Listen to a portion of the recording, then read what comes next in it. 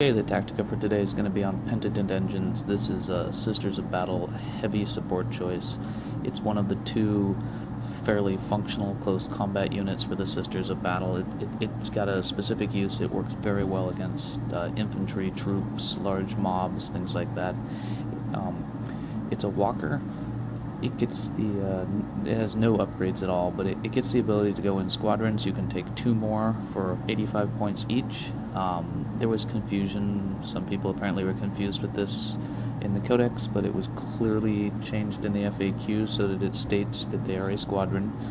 So what is it? This is an open-topped walker. That does mean that you get a +1 on armor penetration when you're getting hit on that vehicle damage table, so they do explode easier than others. As a walker, it's a vehicle, so it has armor instead of wounds.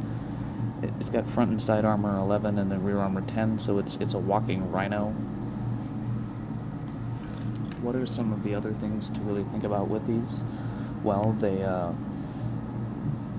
they didn't function in 5th edition. In 5th edition, because they had rage, they just ran around chasing whatever the closest thing they could see was, and thus no one really used them because rage sucked.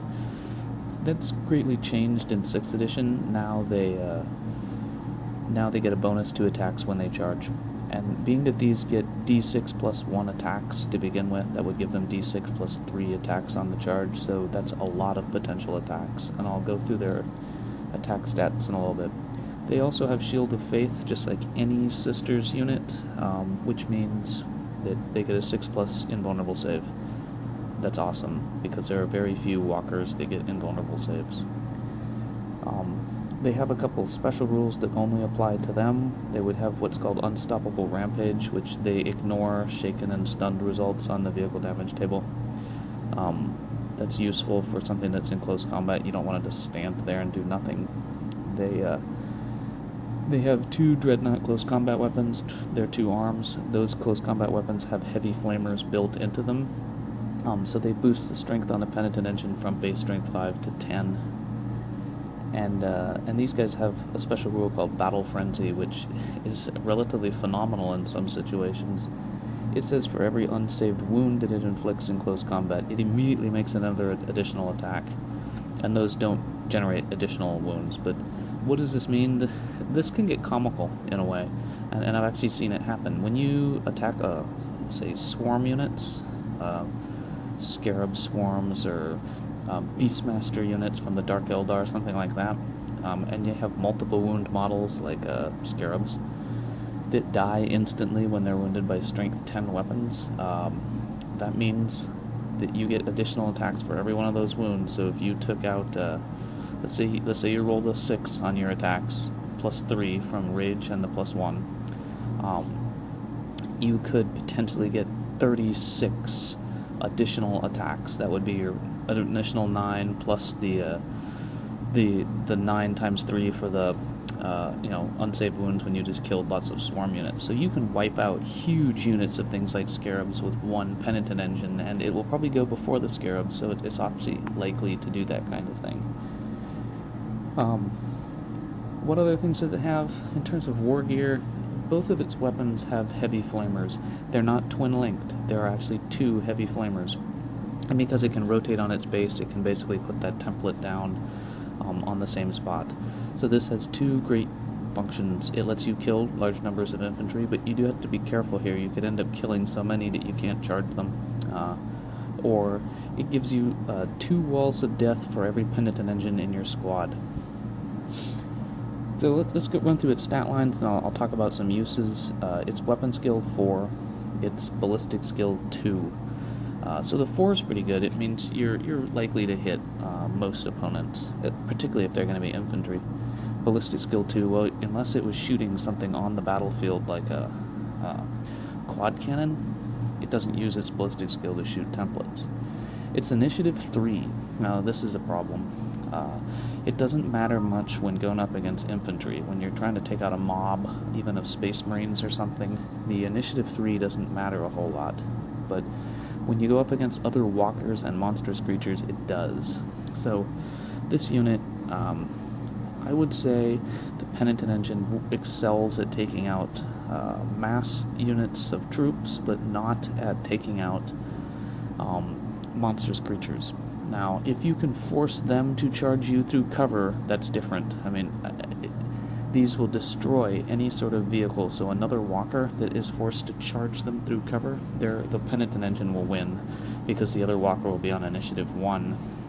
Same thing might be true for a monstrous creature. If you can force it to charge you through cover, and it's knocked down to initiative 1, then the Penitent Engine is likely to kill it. But the reverse, Penitent Engines do explode pretty easy when they get hit by strength 10 weapons, which monstrous creatures who are smashing are going to have. Same thing with the walker, they're probably going to have a dreadnought weapon.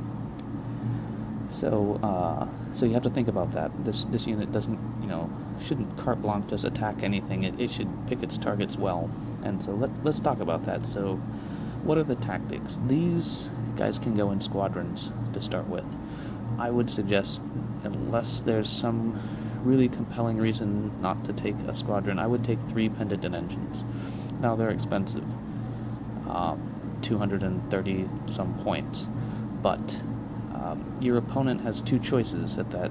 When that Penitent Engine squadron is on the board, he can either spend a couple rounds, and it usually does take several rounds to destroy them, or he can let them run amok, and if they make it to his units, they will start destroying things. I mean, Penitent Engine squads, because they're capable of both tar pitting infantry while slaughtering them, and they're capable of pretty much destroying any vehicle, and wiping out all sorts of opposing forces. You can't let them reach you. So someone who's faced a Penitent Engine squadron before knows, well, I pretty much have to shoot them down. Now, they do have the disadvantage that there's no way to put them in a transport. You can't drop pod them. So they do have to run across the board, and they do get shot down doing that. And mine often die in my games, but they sure force the opponent to focus on the Penitent Engines instead of some of your other units, because anyone who's ever received the charge of a 3 or even 1 Penitent Engine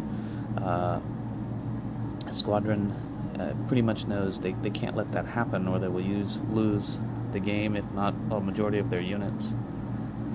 Now there is one other Penitent Engine tactic, which is slightly entertaining, and it's expensive point-wise and real dollar-wise, but at 2,000 points, when you can take a double 4-sword, you can take 2 cannonesses, because they're the cheapest HQs, 4 battle sister squads, and then something like 5 squadrons of Penitent Engines. I guess you could take 6. You could put one of the squadrons being 1 individual and another one being 1 individual. So you can take a lot of Penitent Engines at 2,000 points and just make a wall of these things coming down on your opponent. Now, they only work for total annihilation of your opponent, but if you're not going up against something like a Necron Air Force that doesn't touch the ground, these guys would just obliterate most armies because of their mass number of attacks at strength 10 and their re-rolling of attacks every time they cause a wound, sort of thing. So it's an entertaining strategy. It requires an awful lot of Penitent Engines, though, so I don't think most people would do it, but it would certainly be a shock to any opponent who shows up at a tournament or something and realizes, wow, I'm going up against, a horde of Penitent Engines. So it's an entertaining strategy. It does have the potential to actually work, but it wouldn't work against everything. Obviously, flyers would totally ignore it. And really fast armies could probably get out of the way, but it's something to consider. These guys have some other things you have to think about with squadrons. I didn't bring 3 of them here for this video, but if this guy's up front, wounds are not allocated in squadrons, they're rolled 1 at a time. So let's say he gets hit 3 times. The first hit is a glance, and then he takes a penetrating hit that damages one of his weapons, so he loses an arm, but he's got 1 hull point left because these have 3 hull points. The smart thing to do is to take that front Penitent Engine, move him back, and put an undamaged one up front as you move down the field. That way, the undamaged ones, you have to put the wounds on it or the damage on it first. So there's ways to play with the wounds on the squadron. Some other things to think about. This unit doesn't benefit from almost any of the independent characters on the side of the Sisters of Battle, because the independent characters can't join Walker squadrons. But the Primaris Psyker on the Imperial Guard side actually has a chance of actually benefiting the Penitent Engine Squadron, because there's a possibility, and it's only 1 in 6, or 2 in 6 if you take Biomancy twice, but there's a chance that he can give this squadron it will not die with the Biomancy power, and that would allow them to heal hull points. It's not bad. It's worked for me a couple times. It's kind of hit and miss whether you get the psychic power, but if you do, and you're running a Primaris Psyker, he does benefit the Penitent Engines. So, just talking about what to do with them functionally in combat, they're great to run up front. You want to put them up front because they also give a cover to anyone behind them, because they're a squadron. If you have a Penitent Engine here, and then 4 inches away you have another Penitent Engine, you get what we used to call the kill-a-can wall, with orcs, because if you're shooting through that squadron, they give cover to everyone behind them, because shooting through a unit gives cover. So Penitent Engines, if you're going to run people behind them, or even just use them as a shield for things, they give cover. What other things to think about? Really, I would say this is a unit that I highly encourage people to take. It seems to function best if you take all 3 for a squadron, so it is a serious point cost. It's pretty useful when it works. When it doesn't work, people still have to spend rounds shooting at it. So it's a great heavy support choice. It does compete with Exorcists for high point games, but I'd say it pays off. There's an additional downside, however, to the Penitent Engine. Someone at GW clearly thought that maybe the funniest thing to do would make a cool-looking mini, and they are pretty cool-looking, and then put it together in such a way that it literally wants to explode in real life.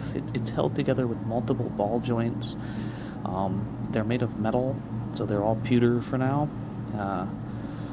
They like to fall apart. I had to put these extra basing on here. Some of that is to actually hold it so that it doesn't like to fall apart when I'm carrying it. They do.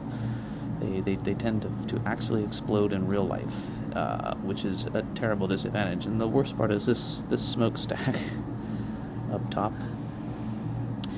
pretty much falls off when you're carrying it all the time. It's very poorly designed. So, there's a lot of pinning or,